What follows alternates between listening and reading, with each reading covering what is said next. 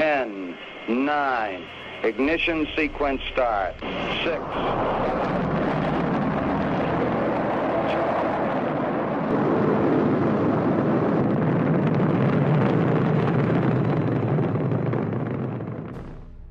On July 21st, 1969, Neil Armstrong and Buzz Aldrin became both the first Americans and the first humans to set foot on the moon.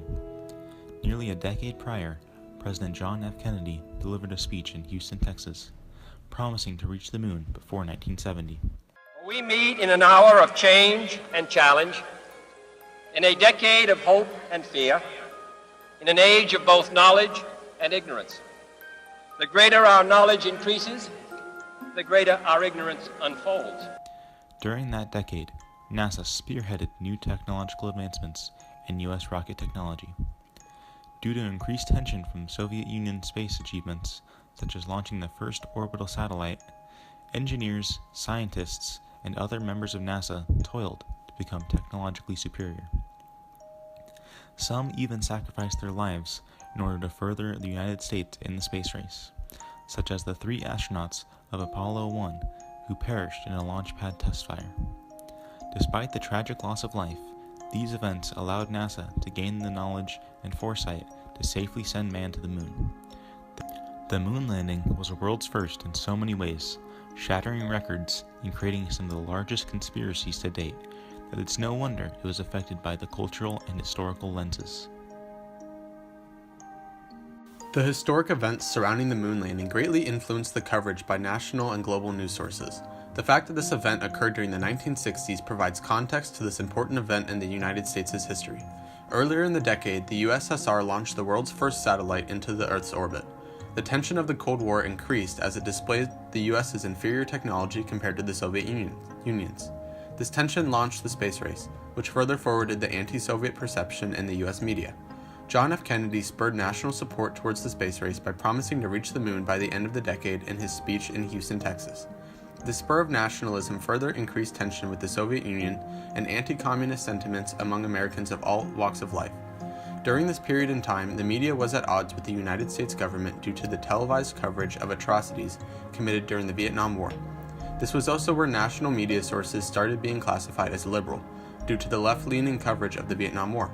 A couple years into the Vietnam War, the Apollo 11 mission was launched, which allowed astronauts Neil Armstrong and Buzz Aldrin to be the first Americans and the first men on the moon. This historic event was captured and broadcasted on CBS and other news stations, as an estimated 600 million people witnessed the televised event, according to the Nixon Library. Walter Cronkite, CBS broadcast journalist and the most trusted man in America, covered the broadcast, causing roughly 94% of television-owning Americans to tune in, according to The New Yorker. In addition to the television broadcasts, newspaper organizations such as the New York Times used an unprecedented 96-point font on their "Men Walk on the Moon" headline. While almost all Americans felt a sense of pride and accomplishment from the broadcast, citizens of the USSR viewed the event in a different light. According to an interview with Sergei Khrushchev, very few Soviets were able to view the televised broadcast of the moon landing, yet it soon became public knowledge as the news disseminated across the country. The Russian government responded by spreading propaganda and downplaying the achievement that it was in order to salvage national pride. Overall, the events surrounding the moon landing and its media coverage provide important insight into this historic achievement. The moon landing was an event that was broadcasted worldwide and left a major impact on the world. It gave the U.S. and especially Florida a great sense of pride. This mission, Apollo 11, was a milestone in the space race and put the U.S. in the lead. As for Florida, this mission took off from the Kennedy Space Center, which is in Cape Canaveral in Florida. Even though this was such a huge event, there are many people who believe that NASA faked the whole thing in order to get ahead in the space race. For example, a 1999 poll found that 6% of Americans thought the moon landing was faked, and 5% were undecided. The conspiracy theorists have a lot of evidence that help them prove their beliefs. One of the larger pieces of evidence is the way that the U.S. flag was waving when Neil Armstrong was holding it. When the American flag was placed under the moon's surface, it began waving as if there was some sort of wind. The moon has almost no atmosphere, therefore there should be no air to move the flag around.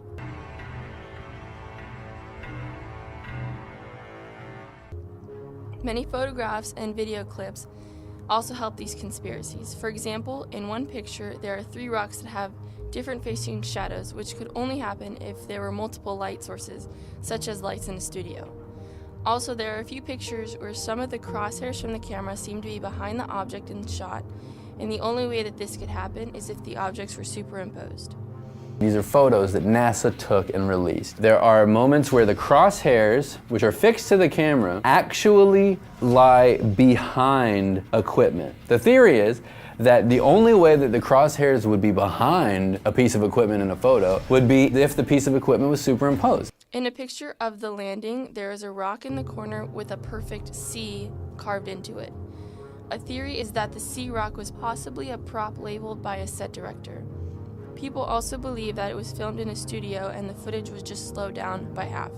This is because if you speed up the original footage, it looks like how normal people would walk around.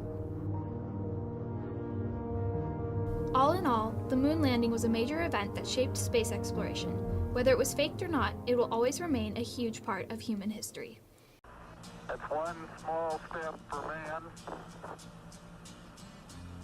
one giant leap for mankind.